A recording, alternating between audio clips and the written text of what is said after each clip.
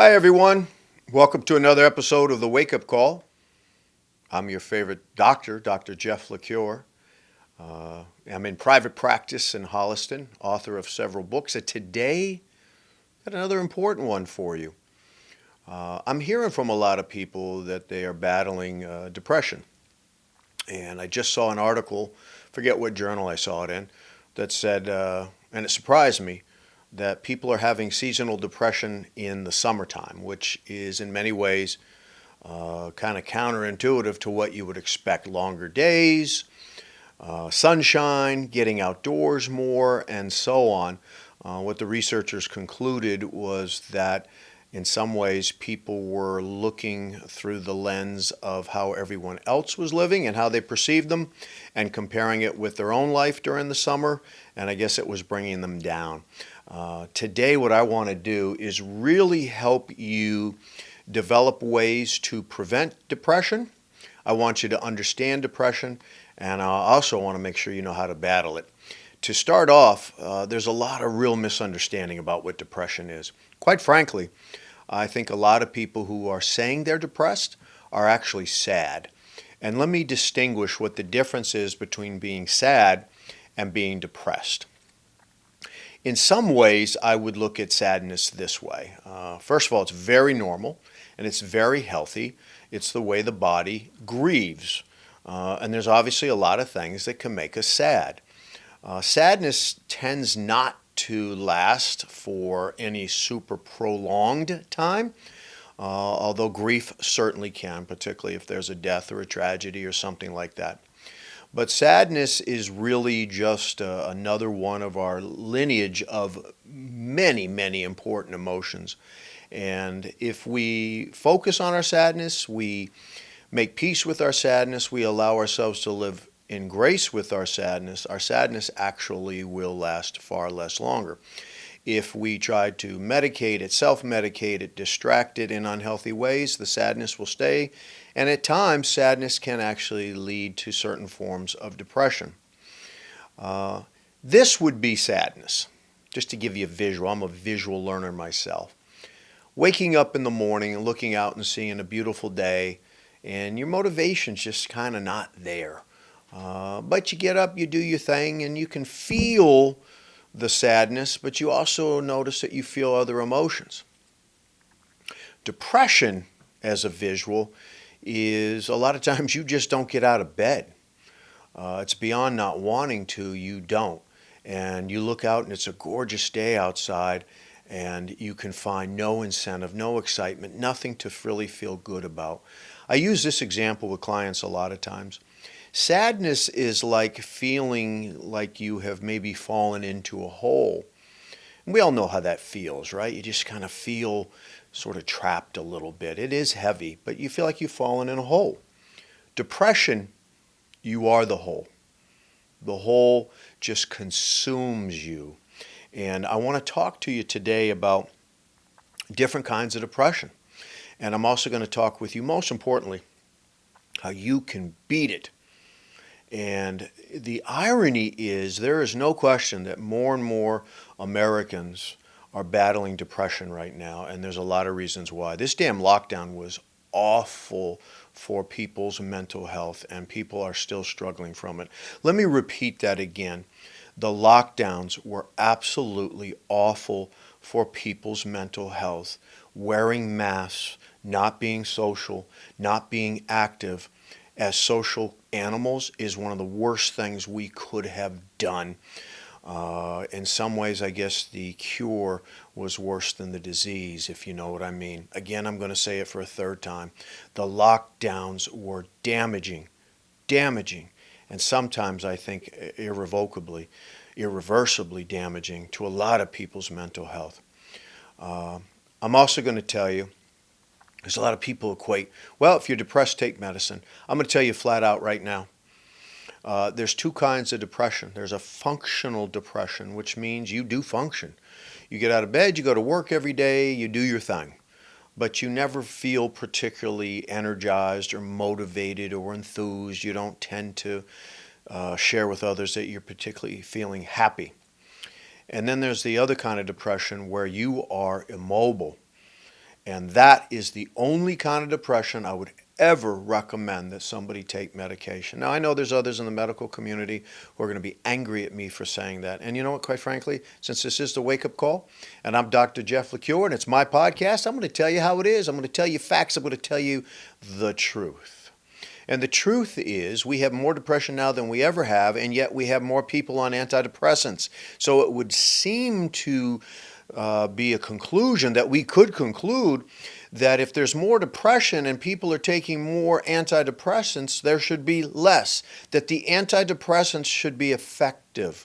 But what we know now is that the pharmaceutical company cares far less about the cure, and they want to try to help you manage it. Yes, that's my editorial today. They are making billions of dollars off of our mental health, and they are not effective treatments. Again, I'm going to say, if you are immobile, if you cannot get out of bed, if you cannot function, if you cannot be in a relationship, if you cannot go to work, if you cannot maintain a job, you may need some intensive medical interventions.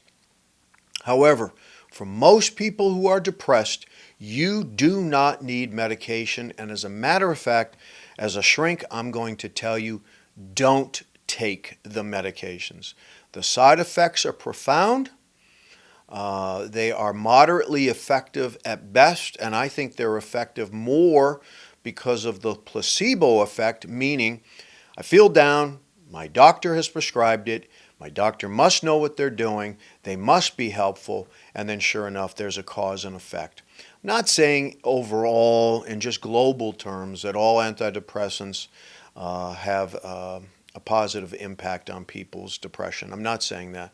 But I am saying we're over-medicating people, and we are not allowing the body to do what the body is supposed to do. And I'll tell you flat out, your body was built to be a wonderfully functioning antidepressant machine, an anti-depression machine. If you want to prevent depression, reduce the symptoms, reduce the likelihood of a flare-up, reduce the length of your depressive episode, get your butt to the gym. Exercise, move iron, walk, do something physical, and do it frequently. And I will tell you that is the body's way of fighting off a lot of things, including jacking up our immune system to fight physical ailments. If you were battling some emotional and mental health issues, I'm telling you, you have got to commit yourself to a very productive and profound exercise program. Your depression symptoms, if you have them, will reduce greatly, if not go away. One of the worst things you can do to encourage a depressive episode, to increase your depression symptoms, is sit around, is to not have movement, to lay around. By the way, I'm not saying don't take a nap, because a nap can be really healthy to recharge ourselves and to decompress. Take a 30-minute power nap. Those are fantastic at helping us deal with stress. If you take a 2.5-hour power nap, it's not a power nap anymore. You have tricked your body into thinking, hey, it's time to go to sleep for 7 to 9 hours, but what you have done is only slept for 2.5 hours, so your body actually wakes up more tired. And guess what happens when you're more tired? That's right, you exacerbate the depressive symptoms. So naps are healthy, but I'm going to tell you flat out, you have got to exercise. And I have seen in the research one of the most effective forms of meaningful exercise is moving iron. Push weights around and do it daily or damn near daily. And please, please, please, please don't use the bullshit excuse that we all hear. Dr. Jeff, I don't have time. Bullshit. I'm calling bullshit. I hope my wonderful producer, Michelle, doesn't have to beep that out. I use it in such a productive way. I'm not swearing at you, but I am calling out your stuff. Get up earlier, go to bed later, make some changes in your day-to-day schedule. But if your mental health isn't a priority, don't expect to feel good. If you're not willing to prioritize your mental and emotional health and get yourself to the gym, even for a half hour, I'm serious, for a half hour, then you don't truly care about your overall emotional well-being. And I'll say it as a coach. Excuses are for losers. Excuses are for losers. Don't be a loser. Don't be a loser. Take charge of your emotional and mental health and feel great about it.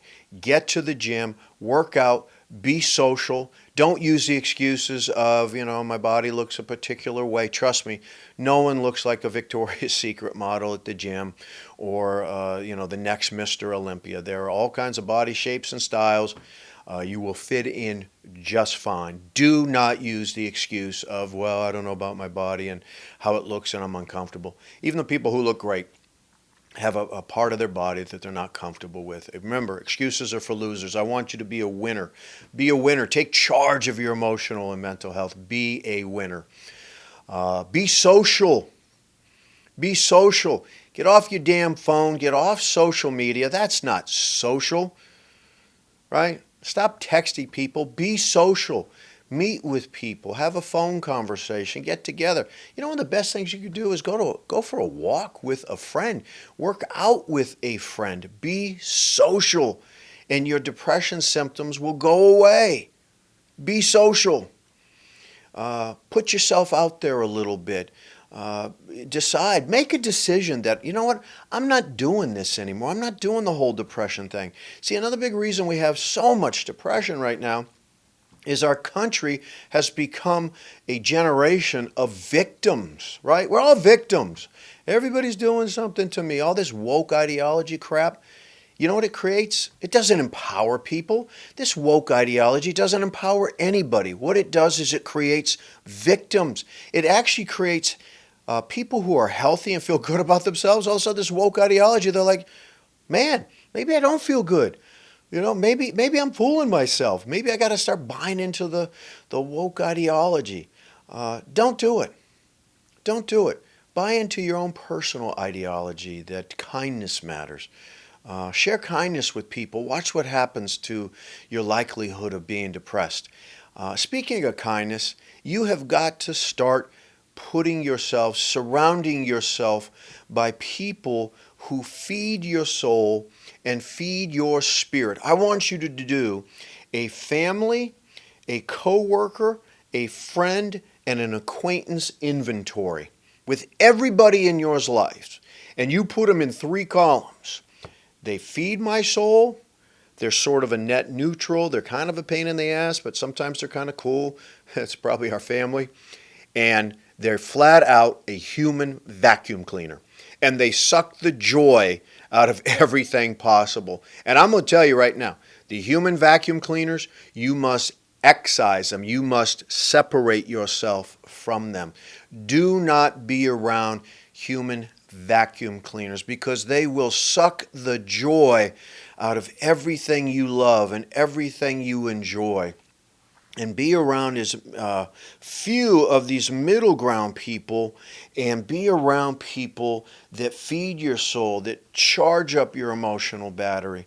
And maybe most importantly, you do an emotional inventory with all those people that you just did, those 3 groups, family, friends, coworkers, and acquaintances, and you ask yourself, which one am I?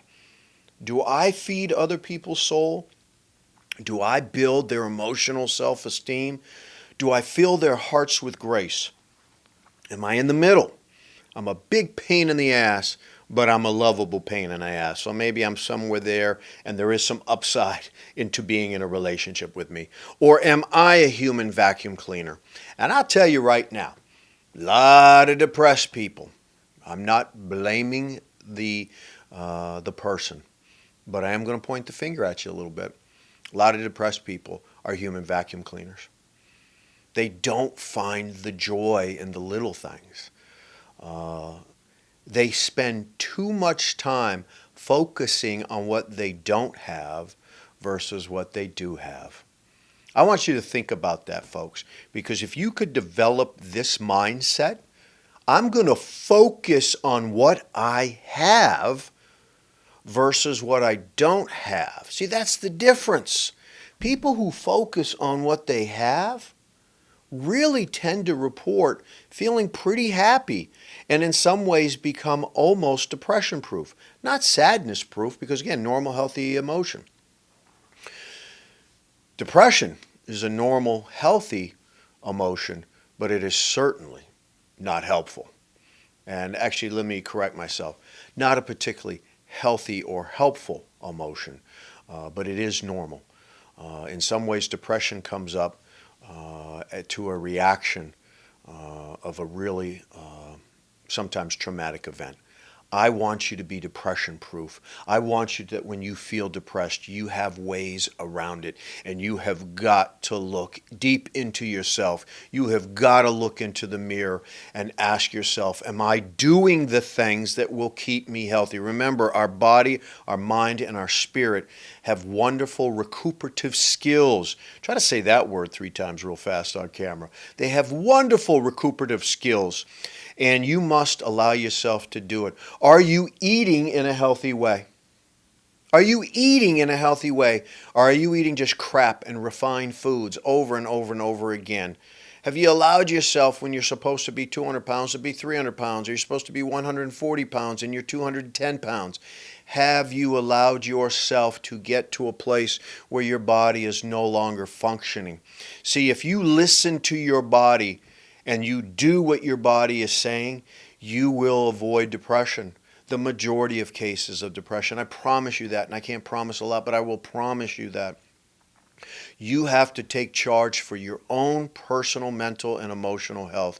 Stop trying to ask other people to do it. Stop trying to be a victim. And don't see counseling as a stigma. You know what I always say to my clients, and I'm really privileged to be able to have this kind of career where I get to talk with people, communicate with people, converse with people, help people on their journey of self-discovery and growth. I love it. What a privilege.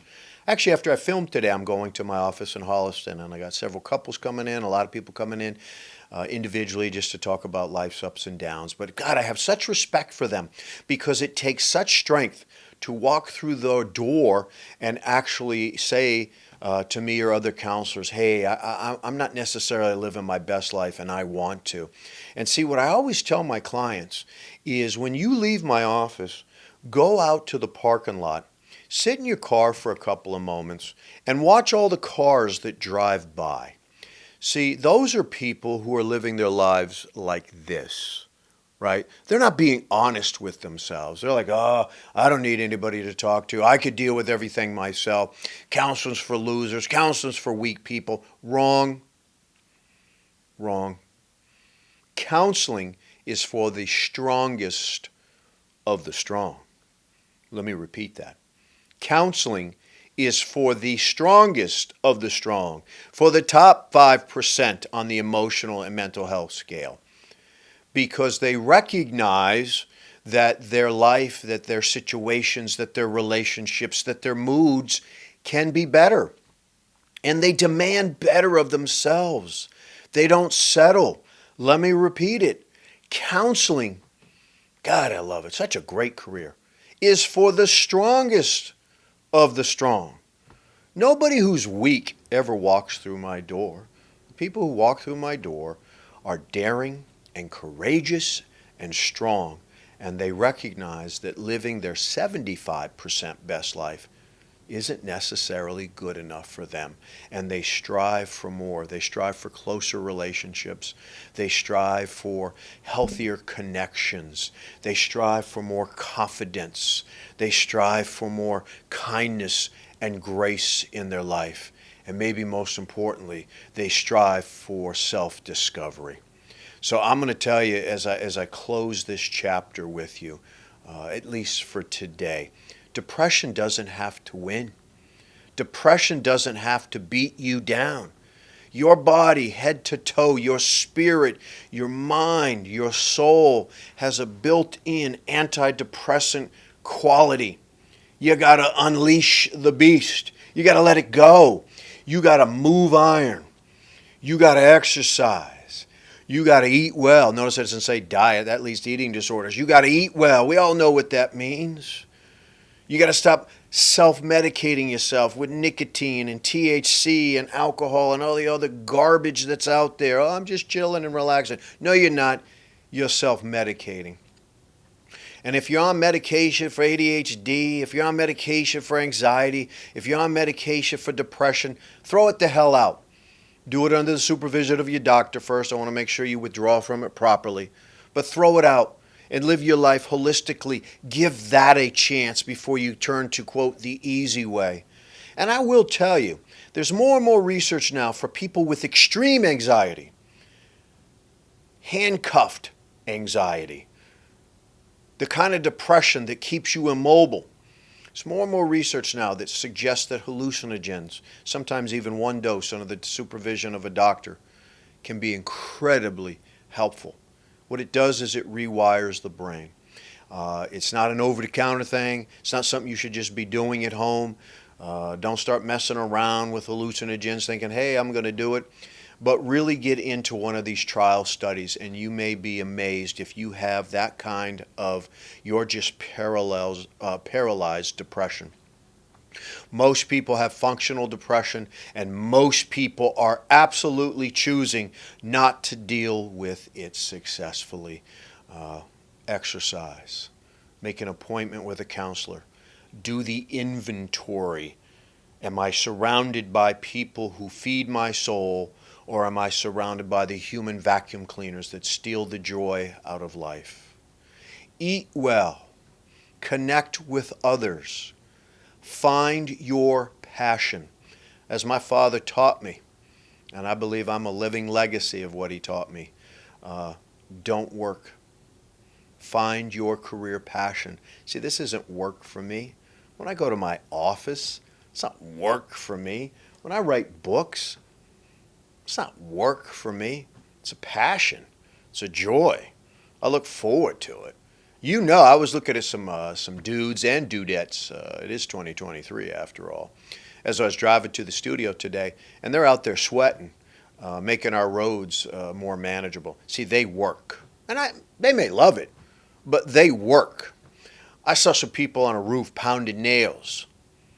They work. I don't know if they're following their passions, but I'll tell you right now, you follow your passions, you're going to have passion in your life. If you don't follow your passions, you have no passions in your life, and your life becomes passionless. And guess what that gets replaced with? Depression. I'll close it with this. If you feel yourself dealing with depression, listen to it. Listen to it. What's it telling you? What's it telling you you need to do differently? What's it telling you that you need to do more of? Depression rarely just arrives, folks, regardless of what some of the research journals say, that there's a biological reason.